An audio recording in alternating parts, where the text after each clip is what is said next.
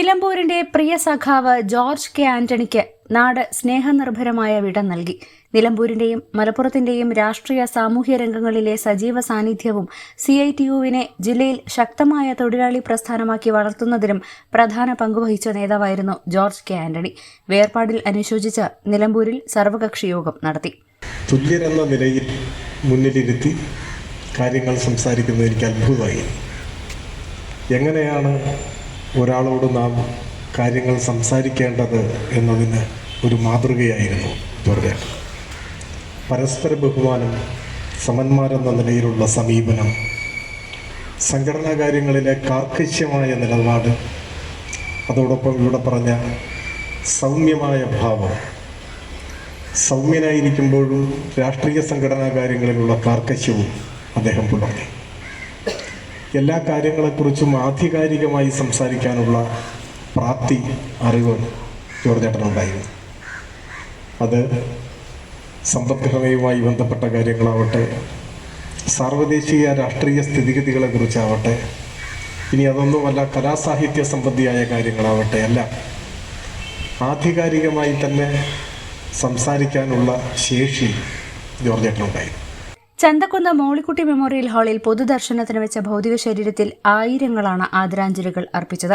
തുടർന്ന് Nilambur little flower ഫൊറോന ദേവാലയത്തിൽ സംസ്കാര ചടങ്ങ് നടത്തി. പ്രിയ സഖാവിന് വിട നൽകാൻ നിരവധി ആളുകളാണ് എത്തിയത്. തുടർന്ന് സർവകക്ഷികളുടെ നേതൃത്വത്തിൽ അനുശോചനമറിയിച്ച മൗനജാഥയും അനുസ്മരണവും നടത്തി. നിലമ്പൂരിൽ സംഘടിപ്പിച്ച അനുശോചന യോഗത്തിൽ മുൻ MLA-യും CITU ജില്ലാ പ്രസിഡന്റുമായ V. ശശികുമാർ അധ്യക്ഷത വഹിച്ചു. നിലമ്പൂരുകാരുടെ സ്വന്തം വലിയേടനായിരുന്നു ജോർജ് കെ ആന്റണി എന്ന അനുശോചന യോഗത്തിൽ ആര്യാടൻ ഷൌക്കത്ത് MLA പറഞ്ഞു. CPM-നും CITU-വിനും മാത്രമല്ല, നിലമ്പൂരിന് തന്നെ വലിയ നഷ്ടമാണ് ഉണ്ടായിരിക്കുന്നതെന്നും MLA അനുസ്മരിച്ചു.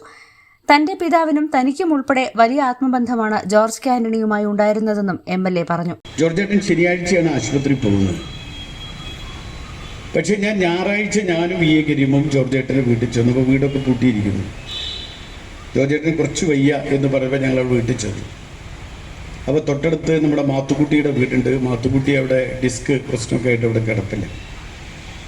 അപ്പോൾ മാത്തുക്കുട്ടി പറയാം, ആശുപത്രി പോയി കാണും. 2 ദിവസം മുൻപ് മാത്തുക്കുട്ടിയുടെ അടുത്ത് വന്നിട്ട് ഏകദേശം ഒരു 1.5 മണിക്കൂർ ജോർജേട്ടൻ ഡിസ്ക് കൊളാപ്സ് ആകുന്നതിന് എങ്ങനെയാണ് നമുക്കത് ശരിയാക്കി എടുക്കാമെന്നതിനെക്കുറിച്ച് മാത്തുക്കുട്ടിയുടെ ഒരു 1.5 മണിക്കൂർ ഒരു ക്ലാസ് രൂപത്തിൽ സംസാരിച്ചിട്ടാണ് പോയത്. മാത്തുക്കുട്ടി അതെന്നെ പറഞ്ഞുകൊണ്ടിരിക്കും.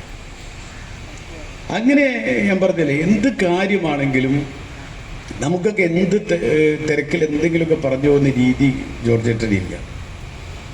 അതുപോലെ എൻ്റെ ഒരു 5 വർഷത്തെ എൻ്റെ അനുഭവം, ഞാൻ മുനിസിപ്പൽ ചെയർമാനായിരിക്കുമ്പോൾ ജോർജേട്ടൻ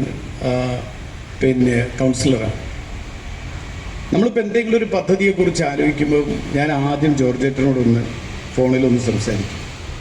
ജോർജേട്ടൻ അന്നുണ്ടായിരുന്ന പ്രയാസം, ഈ കൗൺസിൽ യോഗം നടക്കുന്നത് ഏറ്റവും മുകളിൽ നടക്കുമ്പോൾ ജോർജേട്ടന് സ്റ്റെപ്പ് കയറി വരാൻ ചെറിയ പ്രയാസം.